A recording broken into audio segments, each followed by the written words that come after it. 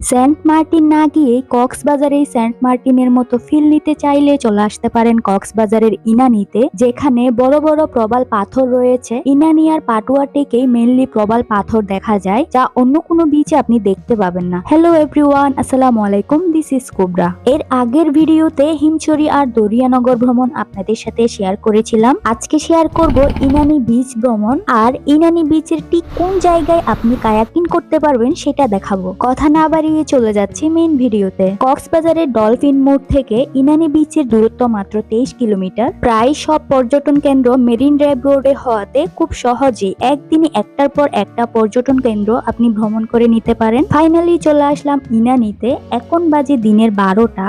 এত বেশি রোদ ছিল, সামনে তাকানো যাচ্ছিল না। পন্ডিতি করে সানগ্লাস নিয়ে আসিনি, কি আর করার। ওহ সরি, করার তো কিছু একটা অবশ্যই আছে। বিচে নামার সময় সাইডে দেখতে পাবেন কিছু দোকান, আর তার সামনেই সানগ্লাসের স্টল রয়েছে।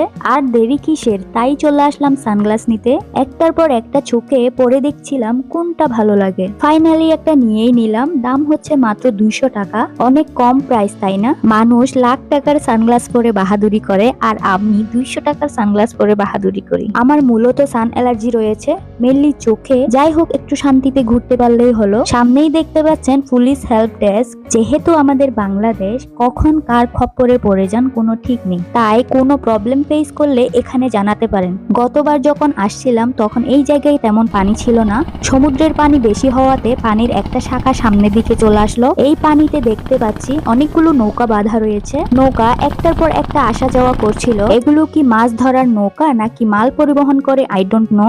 এখানে আরেকটা জিনিস লক্ষ্য করলাম, অন্যবারের তুলনায় পানি অনেকটা ঘোলা আর ময়লা ছিল। চলুন মেন বিচের দিকে যাওয়া যাক। বিচের অবস্থা দেখে আমি পুরাই হতাশ হয়ে গেলাম। প্রবাল পাথরের কোনো অস্তিত্বই আজকে দেখতে পাচ্ছি না। আমার চারপাশে কালো কালো যা দেখছেন তা প্রবাল পাথর মনে করে ভুল করবেন না কেউ, সব মানুষ সাঁতরাচ্ছে। এত বেশি পানি ছিল, পরে জানলাম এখন জোয়ারের টাইম, তাই প্রবাল পাথর দেখা যাচ্ছে না, ভাটার সময় দেখা যাবে। বাট গত 1 বছর আগে সেম টাইমে আমি এখানে প্রবাল পাথর দেখেছি, তাই কনফিউজড হয়ে গুগলকে প্রশ্ন করলাম ইনানি বিচে প্রবাল কখন দেখা যায়। তখন গুগল আমাকে এই রিপ্লাইটা দিল, আপনারা নিজেরাই দেখেন। জোয়ার ভাটার হিসেব কষে ইনানি সমুদ্র সৈকতে যাওয়া উচিত, কেননা জোয়ারের সময় সৈকতের প্রবাল পাথর দেখা সম্ভব নয়। জোয়ার ভাটার টাইম যে চেঞ্জ হয়ে যায় আর টাইম কষাকষি করে যে আশা লাগে সেটা আমার জানা ছিল না। যাই হোক, সামনের বার টাইম দিকে তারপর আসতে হবে। এখানে বিভিন্ন ধরনের রাইড রয়েছে, ঘোড়া আর বাইক রাইড, যা অন্যান্য বিচেও রয়েছে। প্রথমে উঠে গেলাম ঘোড়ার রাইডে।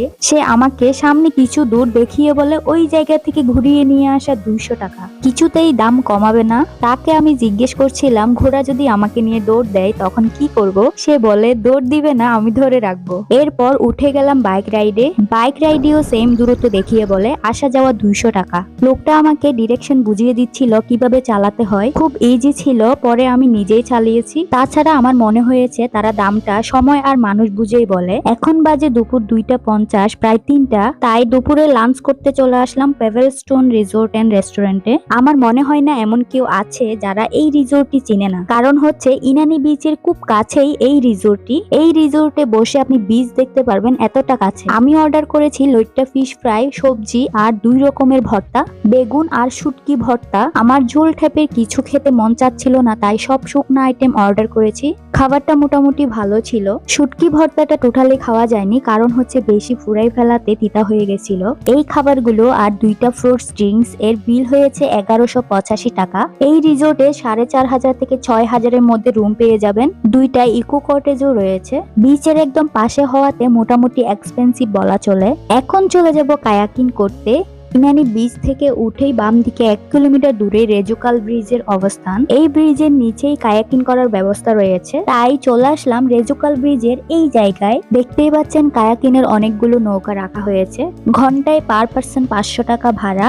আপনি চাইলে 30 মিনিটের জন্য নিতে পারেন। সন্ধ্যা হয়ে আসছিল, তাই 30 মিনিটের জন্য নিয়েছি। একটা নৌকায় 2 জন করে উঠা যায়। ওঠার আগেই লাইফ জ্যাকেট পরে নিলাম। আরো অনেকেই কায়াকিং করছে, দেখতেই পাচ্ছেন। নামার আগে আমাদেরকে শিখিয়ে দেওয়া হয়েছে দিয়েছি কিভাবে চালাতে হবে। বাম দিকে যেতে চাইলে ডান সাইডে বইটা চালাতে হবে, আর ডান দিকে যেতে চাইলে বাম সাইডে বইটা চালাতে হবে। প্রথমে ব্যালেন্স করতে একটু প্রবলেম হলেও পরে ইজিলি চালাতে পেরেছি। চারপাশের ভিউটা কতটা সুন্দর দেখুন আপনারা। রেজু খালের পাশে এই জায়গায় ডাব বিক্রি করছিল, সাথে পাশে অনেকগুলো দোলনা দেওয়া আছে। একটা ডাব নিয়ে দোলনায় দোল খেতে চলে গেলাম। এখানে এসে ইসমাইল নামের এই ছোট ছেলেটার সাথে দেখা হলো। ভালো ফটোগ্রাফি করতে পারে, আপনারা হয়তো এর আগে তাকে সোশ্যাল মিডিয়ায় দেখেছেন। সে আমাকে কিছু ভিডিও এবং পিকচার তুলে দিল, আমি কয়েকটা পিকচার শো করছি, আপনারা জানাবেন কমেন্ট করে কেমন হয়েছে।